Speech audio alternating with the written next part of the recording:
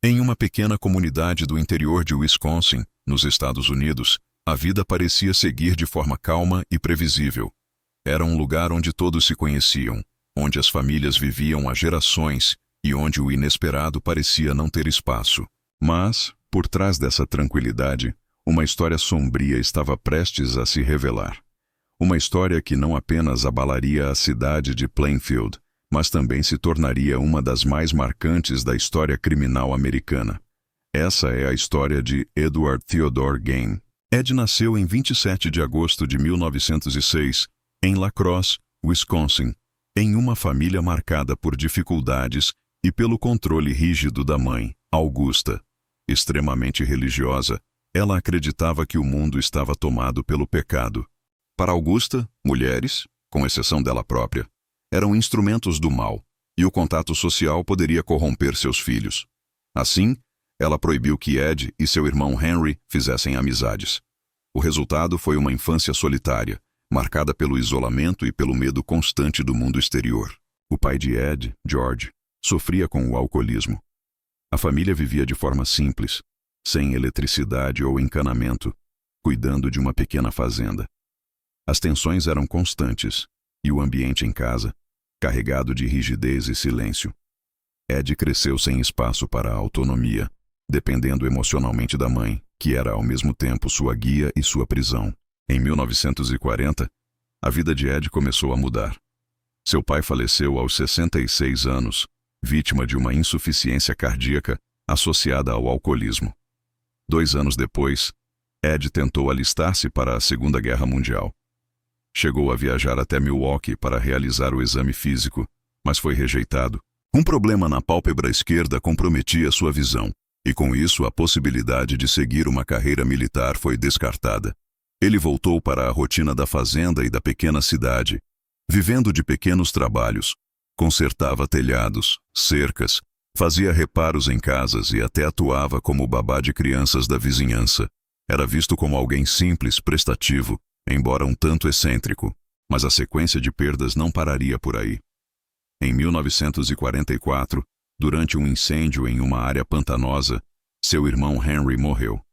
Oficialmente, o caso foi tratado como acidente, mas até hoje pairam dúvidas sobre as circunstâncias. Após essa morte, restaram apenas Ed e sua mãe. O vínculo entre eles, já intenso, tornou-se absoluto. Pouco depois, Augusta sofreu 2 derrames. O primeiro deixou sequelas, mas ela se recuperou parcialmente. O segundo, em dezembro de 1945, foi fatal. Augusta faleceu aos 67 anos, deixando Ed sozinho no mundo. Para ele, a morte da mãe representou não apenas uma perda familiar, mas também a quebra de sua única referência afetiva e moral. A partir dali, Ed passou a se isolar ainda mais. Apesar da solidão, havia um lugar que ele continuava frequentando: a taverna de Mary Hogan. Mary era uma mulher de meia-idade, extrovertida, dona de uma personalidade forte e de um sotaque alemão marcante. Para Ed, ela parecia uma espécie de oposto de sua mãe, alguém que encarnava justamente aquilo que Augusta condenava. Mary se tornaria uma figura central nos acontecimentos que estavam por vir. Com o passar dos anos, a região começou a registrar desaparecimentos misteriosos. Em 1947, a pequena Georgia Weckler, de apenas 8 anos, desapareceu a poucos metros de casa. Anos depois, em 1952, os fazendeiros Victor Travis e Ray Burgess sumiram após uma noite no bar. Em 1953, a adolescente Evelyn Hartley, de 15 anos, desapareceu enquanto trabalhava como babá. A casa onde estava apresentava sinais de luta e manchas de sangue. E em 1954, Mary Hogan desapareceu de sua própria taverna, em um crime que deixou vestígios de violência. Nenhum desses casos foi resolvido à época, mas a tensão crescia, e os rumores apontavam para alguém excêntrico e solitário: Ed Gein. No dia 16 de novembro de 1957, a rotina de Plainfield mudou para sempre. Era o primeiro dia da temporada de caça, e muitos moradores estavam ocupados nos campos.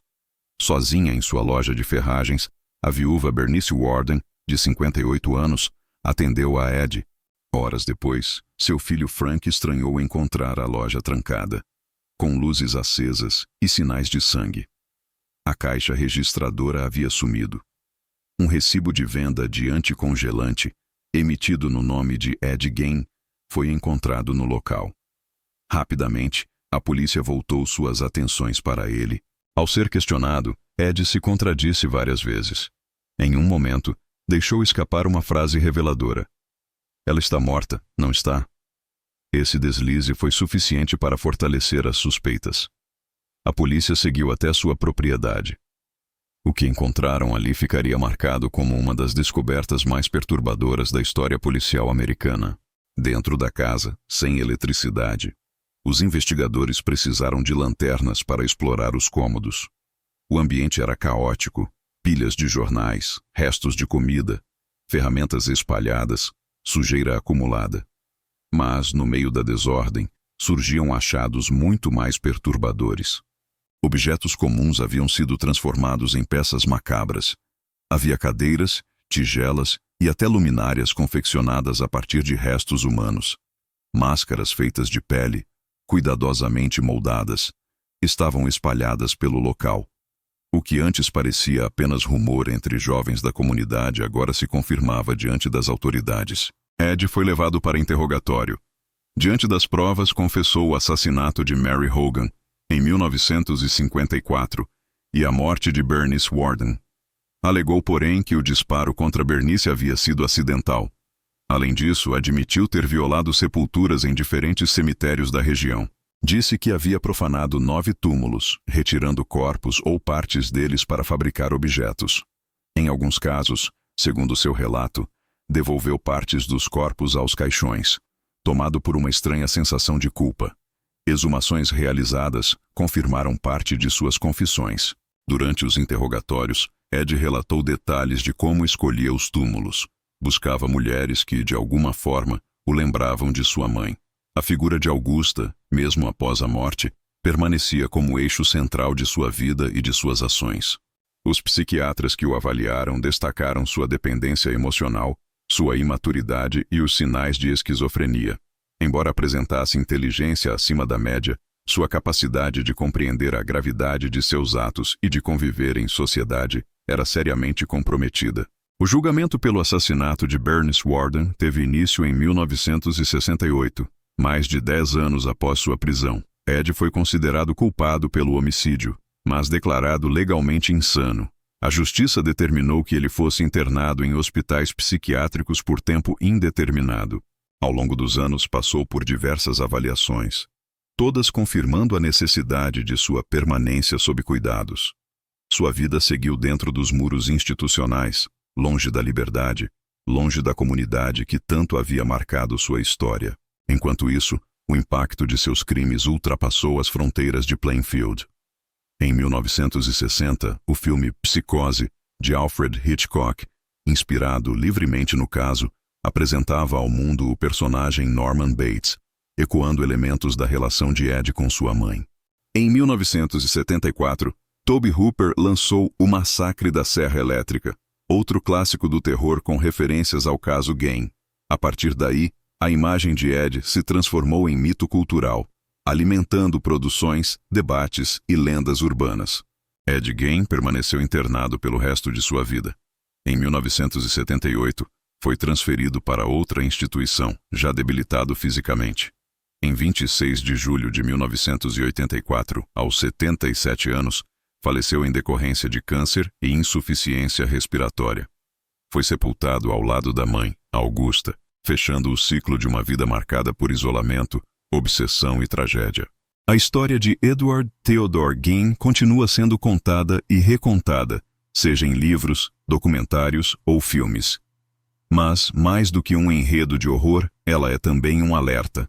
Um alerta sobre os efeitos do isolamento extremo, sobre as consequências de uma criação rígida e desprovida de afeto, e sobre a importância de compreender sinais de sofrimento psicológico antes que se transformem em algo irreversível. Se inscreva e ative o sininho, pois toda semana trarei novos casos de crimes reais. Deixe seu like.